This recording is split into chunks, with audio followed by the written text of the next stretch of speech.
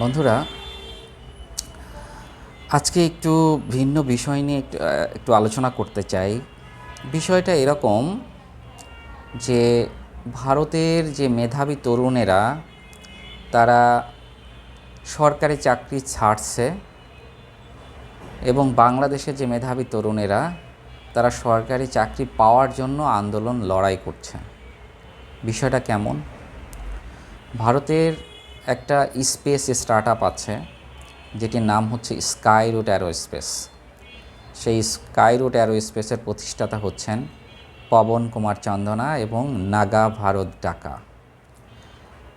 এরা দুইজনই কিন্তু তরুণ সায়েন্টিস্ট, স্পেস সায়েন্টিস্ট ছিলেন। ইসরো স্পেস রিসার্চ অর্গানাইজেশন, যেটি Indian space research organisation ISRO নামে চিনি, সেটির বিজ্ঞানী ছিলেন। সরকারি চাকরি করতেন তারা দুজনাই কিন্তু সরকারি চাকরি ছেড়ে নিজেরা কিন্তু একটা স্টার্টআপ তৈরি করেছেন ব্যবসা করবেন বলে, বিজনেস করবেন বলে। তারা কিন্তু সরকারি চাকরি ছেড়ে দিয়েছেন। আর বাংলাদেশে আমরা কি দেখি যে বাংলাদেশের মেধাবী যে তরুণেরা আছেন তারা কিন্তু সরকারি চাকরি পাওয়ার জন্য কোটা বিলুপ্ত করার জন্য কিন্তু তারা আন্দোলন করেছেন এবং সফলও হয়েছেন, এবং তারা দেশের সরকারকেও পরিবর্তন করে দিয়েছেন। তো এই বিষয় নিয়ে একটু আলোচনা করতে চাই। কেন বাংলাদেশের তরুণেরা সরকারি চাকরি পাওয়ার জন্য আন্দোলন করছেন, আর কেন ভারতের তরুণেরা সরকারি চাকরি ছেড়ে একটি স্টার্টআপ কোম্পানি তৈরির জন্য চেষ্টা করছেন। আসলে যদি আমরা দেখি যে পবন কুমার চন্দনা এবং নাগা ভারত ডাকা ওনারা যে স্কাই রুট অ্যারোস্পেস তৈরি করেছেন, এটি সম্ভবত 2017 সালের দিকে তৈরি হয়েছে। 5-6 বছরের মতো চলছে। এর মধ্যেই কিন্তু তারা নিজেদের তৈরি রকেট ইঞ্জিন তারা তৈরি করে তারা একটা ডেমনস্ট্রেশন, মানে একটা স্যাটেলাইট কিন্তু স্পেসে কিন্তু তারা পাঠাতে সক্ষম হয়েছেন এই কয়েক বছরের মধ্যেই। চিন্তা করা যায়, একটা ছোট কোম্পানি 7 বছরের মধ্যে তারা একটা লঞ্চ ভেহিক্যাল তৈরি করেছে, তারা স্যাটেলাইট তৈরি করেছে, এবং তারা যে ইঞ্জিন আছে রকেটের, সেই ইঞ্জিনও তৈরি করতে তারা সমর্থ হয়েছে। অথচ বাংলাদেশ স্বাধীনতার 55 বছর অতিক্রান্ত হতে যাচ্ছে, তারপরও নিজেরা একটা স্যাটেলাইট তৈরি করতে পারেনি, একটা লঞ্চ ভেহিক্যাল তৈরি করতে পারেনি, একটা রকেট ইঞ্জিনও তৈরি করতে পারেনি। সো তাদের ক্যাপাবিলিটিটা বুঝতে হবে, এবং তারা হয়তো বুঝতে পারছেন যে সরকারি জব করলে আমি কয় টাকা বেতন পাবো, হয়তো সায়েন্টিস্ট হিসেবে হয়তো 50-60 হাজার রুপি বা 80,000 বা 1 লাখ রুপি প্রতি মাসে হয়তো তিনি পাবেন।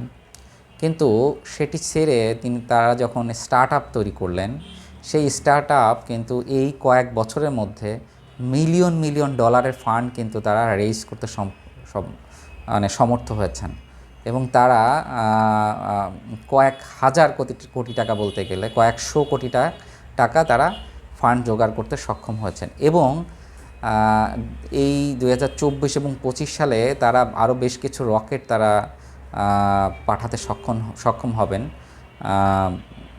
স্পেসে, এবং এটা কিন্তু বাণিজ্যিক চুক্তির আওতায় তারা কিন্তু সেটি পাঠাবেন। এবং এটি যদি তারা করতে সম্পন্ন হন, তারা কিন্তু ইনকাম করা শুরু করবেন, এবং তারা যখন ইনকাম করা শুরু করবে তখন কিন্তু এটা মিলিয়ন ডলার না, এটা বিলিয়ন ডলারের কোম্পানিতে রূপান্তরিত হবে, এবং সেটি হয়তো আর 3-4 বছর বা 5 বছরের মধ্যে দেখতে পারবো। আপনারা একটু দেখেন যে এই গত 8-10 বছরের মধ্যেই একটা কোম্পানি তারা তৈরি করে ফেলছেন, এবং সেই কোম্পানিটা বিলিয়ন ডলারের কোম্পানিতে রূপান্তরিত হবে, যেখানে তারা 70-80 হাজার রুপির বেতনে হয়তো বা জব করতেন, এখন তারা কোটি কোটি ডলারের তারা মালিক হয়ে যাবেন এই কয়েক বছরের মধ্যে। এবং এটিই হচ্ছে তাদের দূরদর্শিতা, এবং এটিই হচ্ছে তাদের যে চিন্তাভাবনা, একজন বিজ্ঞানী বা একজন সায়েন্টিস্টের চিন্তাভাবনা, যে তার মধ্যে যে মেধাটা আছে সেই মেধাটা তিনি সরকারের জন্য না, তিনি যদি নিজের জন্য তিনি দেন, তাহলে পরে তিনি সরকার যেটা করছে তার চেয়েও অনেক ভালো কিছু তিনি করতে পারবেন অল্প সময়ে। এই বিষয়টা যে তারা বুঝতে পারেন, এই স্কাইরুট অ্যারোস্পেসের এই দুই তরুণ বিজ্ঞানী কিন্তু তার একটা জ্বলন্ত উদাহরণ। তো এইটা হচ্ছে তাদের একটা সুদূর প্রসারী পরিকল্পনা, তাদের একটা ভিশন, তাদের একটা মিশন বলতে পারেন, যে সুনির্দিষ্ট পরিকল্পনা করেই কিন্তু তারা সরকারি জব ছেড়ে তারা একটা স্টার্ট আপ তৈরি করেছেন, এবং যেটা আর কয়েক বছরের মধ্যে হয়তো বা আমরা দেখতে পাবো বিলিয়ন ডলারের কোম্পানি হয়ে যাবে, এবং তারা কিন্তু বিলিয়ন ডলারের মালিকও হয়ে যেতে পারেন। এলন মাস্কের স্পেস এক্স যেরকম, সেরকমটি স্কাইরুট অ্যারোস্পেস তৈরি হয়ে যেতে পারে। এবার আসি বাংলাদেশের তরুণদের বিষয়ে।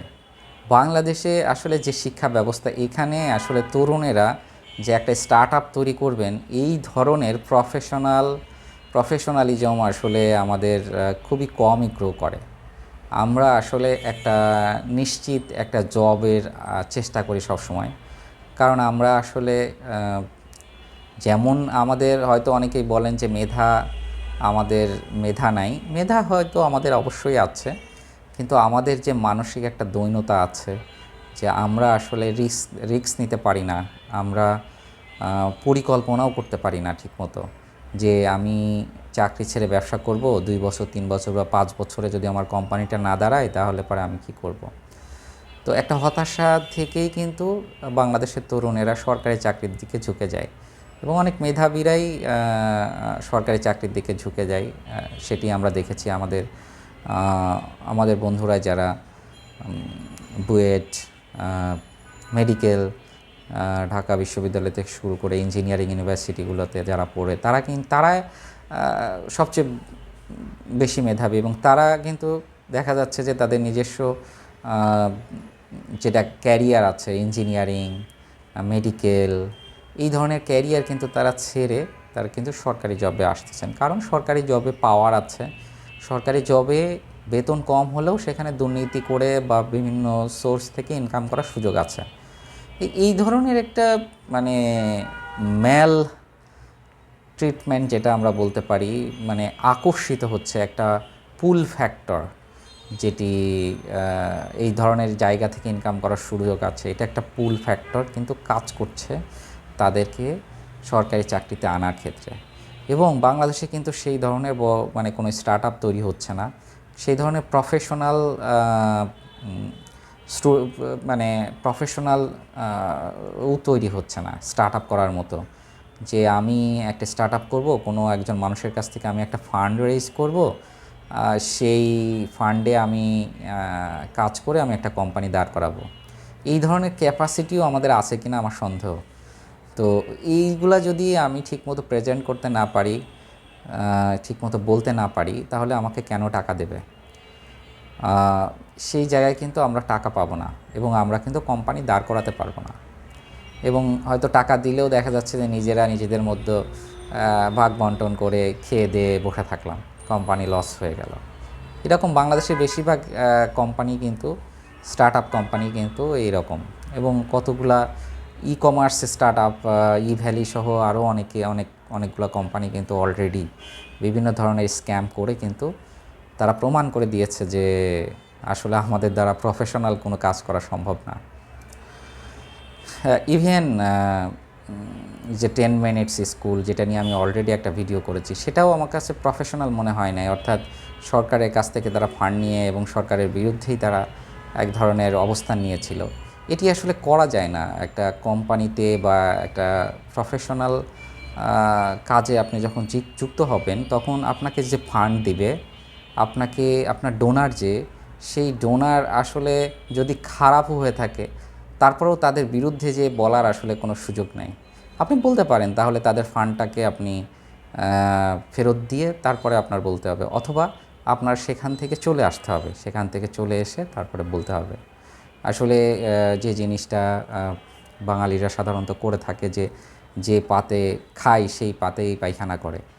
তো এই যে একটা বদ অভ্যাস আমাদের আছে, এই বদ অভ্যাসটা যদি আমরা দূর করতে পারি, তাহলে পরে কিন্তু আমাদের যারা মেধাবীরা আছেন তারাও কিন্তু এই ধরনের স্কাইরুট অ্যারোস্পেসের মতো হয়তো আরও অনেক বড় বড় স্পেস কোম্পানি না হোক, অন্যান্য জায়গায় ফাইন্যান্স স্টার্ট আপ, কৃষিতে বড় বড় স্টার্ট আপ, এবং ই কমার্সের স্টার্ট আপ, বড় বড় স্টার্ট আপ করতে আমরা সক্ষম হব। তো এটিই মূলত আমার আসলে আজকের আলোচনার বিষয় ছিল, যে ভারতের তরুণদের চিন্তাভাবনা আর বাংলাদেশের তরুণ মেধাবীদের চিন্তাভাবনার যে পার্থক্যটা, সেটি আপনাদের সামনে আমি তুলে ধরলাম। আপনাদের যদি ভালো লাগে তাহলে অবশ্যই লাইক করবেন, আপনার মতামত কমেন্টস করে জানাবেন এবং সাবস্ক্রাইব করে পাশে থাকবেন। সবাইকে ধন্যবাদ, ভালো থাকবেন।